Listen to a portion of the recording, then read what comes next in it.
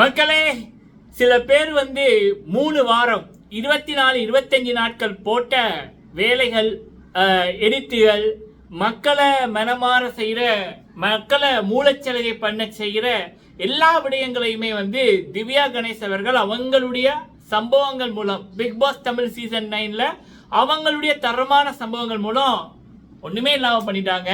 So அதனால பல பேர் ட்விட்டர்ல கதறக்கூடியதா இருக்கு. அவங்க சொல்ற பொய்களுக்கு நம்ம கொடுக்கின்ற மெய்கள் தான் இந்த வீடியோ. ஒன்று.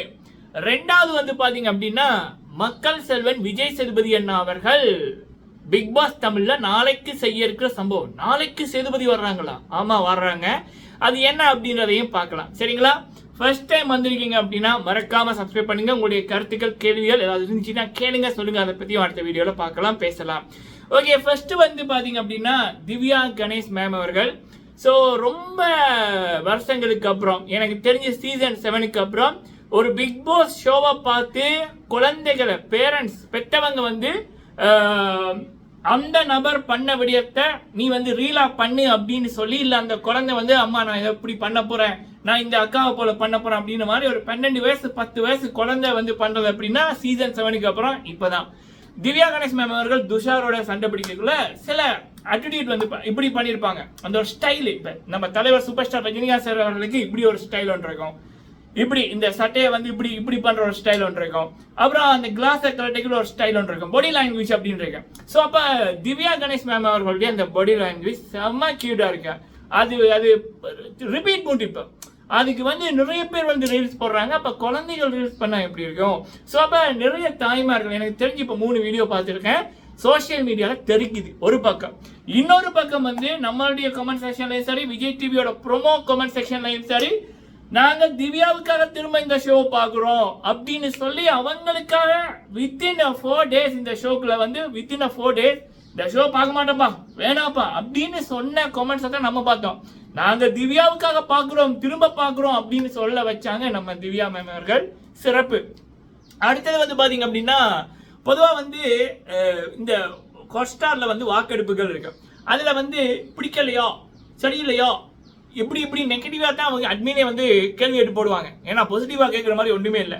ஆனால் திவ்யா மேம் வந்ததுக்கு அப்புறம் தான் பாசிட்டிவா கேட்டாங்க. அதுலயும் திவ்யா மேமுக்கு தான் 86% நேற்று அதை பத்தி பேசியிருந்தோம். அடுத்தது பாத்தீங்கன்னா டிஆர்பி. ஸோ திவ்யா மேம் அவர்கள் வைல்ட் கார்டு என்ட்ரி வர முதல் பாத்தீங்கன்னா அந்த எபிசோட பார்க்குற மக்களோட எண்ணிக்கையும் சரி, ஹாட்ஸ்டார்ல லைவ்ல இருக்கிறவங்களோட எண்ணிக்கையும் சரி ரொம்ப கம்மியாவே போய் கொண்டது.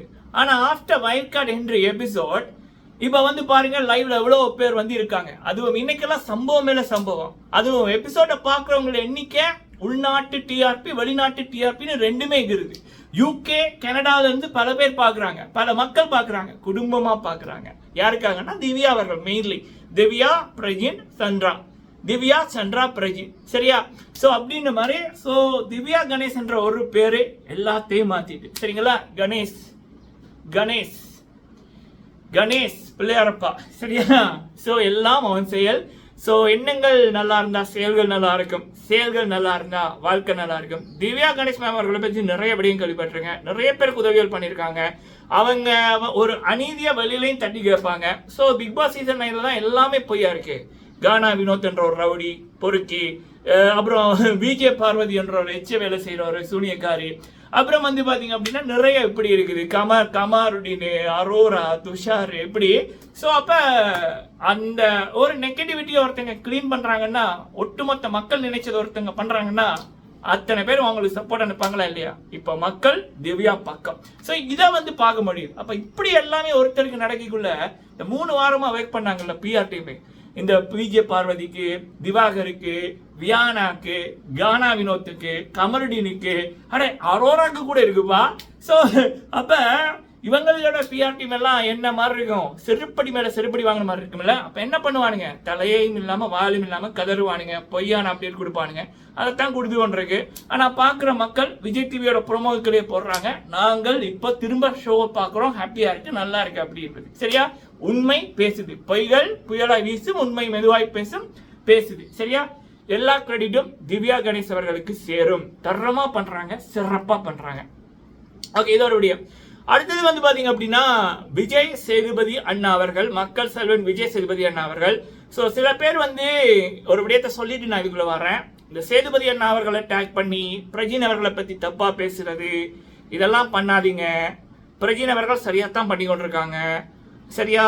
ஸோ இந்த கானா வினோத்துக்கு சப்போர்ட் பண்றவங்க இல்ல வியானாக்கு சப்போர்ட் பண்றவங்க, ஸோ தேவையில்லாத விடயத்தை பண்ணீங்கன்னா நீங்க சப்போர்ட் பண்றதுக்கு அந்த நபர் உள்ள இருக்க மாட்டாங்க, சரியா? ஸோ ஓண்டட்டா விளையாடாதீங்க. சோஷியல் மீடியான்றது பவர்ஃபுல் டூல், அது வந்து கொஞ்சம் லிமிட்டா பார்த்துக்கொள்ளுங்க. ட்விட்டர்ல இருக்கிற சில பேருக்கு சொல்லிக்கிறேன், சும்மா சேது அண்ணா அட்டாக் பண்றது, அவரை அவமதிக்கிற மாதிரி போடுறது, இதெல்லாம் சேது அண்ணா கரியர்ல இடமே இல்லை, ஆக்ஷன் தான். அது நீங்க யாருக்காக ஒர்க் பண்றீங்களோ அவங்க உள்ளுக்குள்ள இருக்க மாட்டாங்க.